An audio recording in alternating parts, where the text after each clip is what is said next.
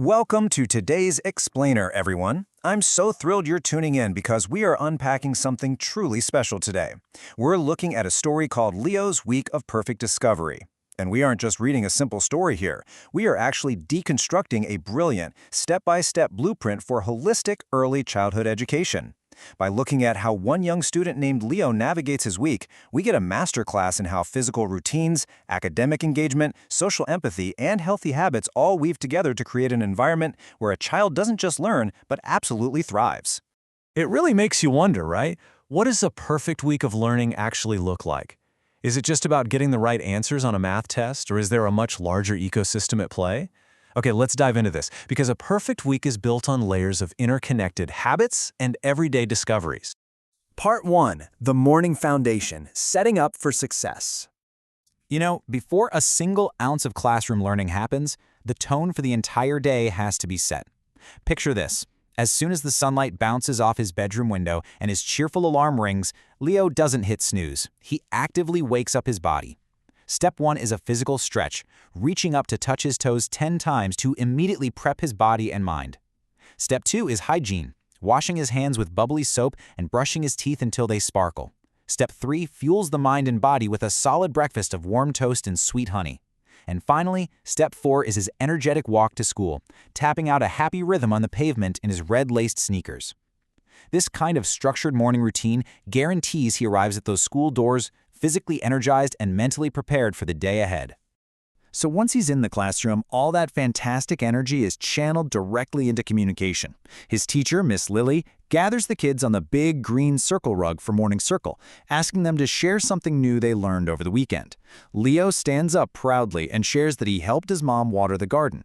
And while doing that, he watched a fuzzy caterpillar munching on a green leaf. But here's the kicker. He goes a step further. He connects this to the concept of growth, explaining that caterpillars eat leaves to grow big and strong, just like us. This sharing tree exercise is just so vital. It teaches children to take their outside weekend observations, bring them into the classroom, and connect them to broader concepts of life and growth. Plus, it's a huge confidence builder for public speaking. Moving on to Part 2, Mastering the Academic Basics. With those physical and conversational foundations totally locked in, we transition smoothly into how Leo tackles his core subjects. And this brilliantly illustrates how early education successfully pairs abstract subjects with highly tactile, physical learning tools. Math isn't just staring at numbers on a board, it's building addition bridges with counting cubes. Phonics isn't just letters, it's an alphabet train and physical tracing workbooks. And science isn't just memorization, it's actively exploring the 5 senses through a paper bag mystery. Let's break down exactly how Leo actively discovers through each of these. Take math, for example. Miss Lily draws this wide river with 2 islands on the whiteboard to teach addition. Island A has 3 colorful frogs, and Island B has 4. Now, instead of just guessing the answer in his head, Leo physically lines up 3 green counting cubes for Island A and 4 blue counting cubes for Island B right in a straight row. He actively touches and counts the cubes to reach 7. By making the abstract concept of addition a physical reality, he writes a perfect number 7 on his paper and earns a shiny star. He literally turns learning into a physical building project. Then we move over to phonics and word building, and they're surrounded by this colorful alphabet train on the classroom walls. When Miss Lily holds up the letter M, Leo doesn't just dryly say the letter name, he provides the sound and the context. He says it makes the M sound, like monkey, moon, and milk. But the real magic happens next. When his classmate Lily struggles to find the sound for the letter J, Leo leans over and kindly helps her out. He whispers, "Listen to the jumpy sound, Lily. J, j, j, jump."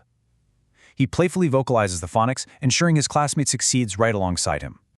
In science, the class explores the 5 senses. After Leo quickly defines sight with eyes, hearing with ears, smell with nose, taste with mouth, and touch with hands perfectly, Ms. Lily tests his sense of touch. She has him close his eyes and reach into a small paper bag. By feeling around for something round, smooth, and maybe a little bumpy at the top with a stem, Leo confidently guesses it's an apple. He's using his hands to gather data, perfectly executing the scientific method at such a young age. Part 3. Friendship, Art, and Empathy. Now, we have to remember that academic perfection isn't the whole story, right?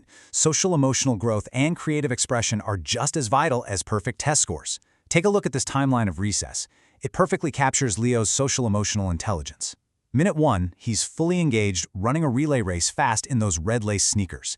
Minute 2, he plays as a team, successfully passing the baton to his friend Sam. But the shift happens in minutes 3 and 4. Even amidst the cheering and high-fiving of a finished race, Leo notices another boy, Toby, sitting shyly by the sandbox looking totally left out. So the crucial point is this: Leo pauses his own victory celebration to show empathy. He walks right over and invites Toby to join their team to build a giant mountain, even offering him a spare red bucket. He understands that games are always better when everyone gets included. Let's move to and see how this builds into creative expression over in Mr. Davis's music class. The goal is to make music that sounds like a gentle rain shower. Mr. Davis starts tapping a steady beat. Shake, shake, tap, tap, shake, shake, tap, tap. Leo listens so carefully, paying close attention to the rhythm, and then he gently shakes his red egg shaker perfectly in time with the music. He successfully mimics the sound of summer raindrops falling on green leaves. It's a fantastic exercise in focused listening and creative participation. Finally, part 4, rest, health, and rewards. All of this active learning and playing takes a tremendous amount of energy, which brings us to the connection between physical rest, academic stamina, and the ultimate celebration of hard work. During health and safety class, Miss Lily leads a discussion on why sleep and strong bones are so important. Leo knows the answer right away. Sleeping gives brains and muscles time to rest, which provides lots of energy to learn and play the next day. But he doesn't just know the facts, he actually lives them. His nightly routine is totally not negotiable. Brush teeth, listen to a cozy bedtime story with his mom, and go to sleep early every single night. That right there is the secret to why he wakes up feeling bright and ready to conquer the day. Now, what's really interesting about this slide is how it visually anchors Leo's academic success. It's the direct result of all these interconnected habits. On his health quiz, his science worksheet, his phonics test, his math paper, and his music rhythm, he achieved a perfect 100 score in every single subject. When Friday afternoon rolls around and Miss Lily hands out the weekly certificates and a special golden star sticker, she highlights exactly why Leo is being recognized. The criteria isn't just about being naturally smart, it's about showing wonderful curiosity, displaying kindness to others, putting in joyful hard work, and doing some wonderful listening and helping out his classmates. You see, this Friday reward wasn't magic. It was the direct, predictable result of Leo using his smart brain and his kind heart consistently throughout the entire week. At the end of the day, Leo runs right up to his mother waiting by the sidewalk to show her his perfect test papers and that gold star certificate. She gives him a big, warm hug and says, "Your dedication and love for learning make every day so bright." Hearing this warm praise under the golden afternoon sunset highlights something incredibly important: the profound value of parental support and validation. When a child's hard work is recognized and celebrated at home, it just completely fuels their desire to keep discovering. Leo goes home, puts his certificate proudly on his bookshelf, and is entirely ready for another wonderful night's sleep. Which brings us to the end of our explainer, and to a question for all of you. We've seen how Leo's physical routines, hands-on learning, empathy for his peers, and healthy habits all create this perfect ecosystem for discovery. So I want to leave you with this. How will you bring this same joyful, holistic curiosity into your own tomorrow? Whether you're learning a new skill yourself, navigating your workplace, or supporting a child of your own, Leo's week shows us that true discovery is an active, joyful practice. Thank you so much for joining me today, everyone, and I challenge you to go out and make your own discoveries.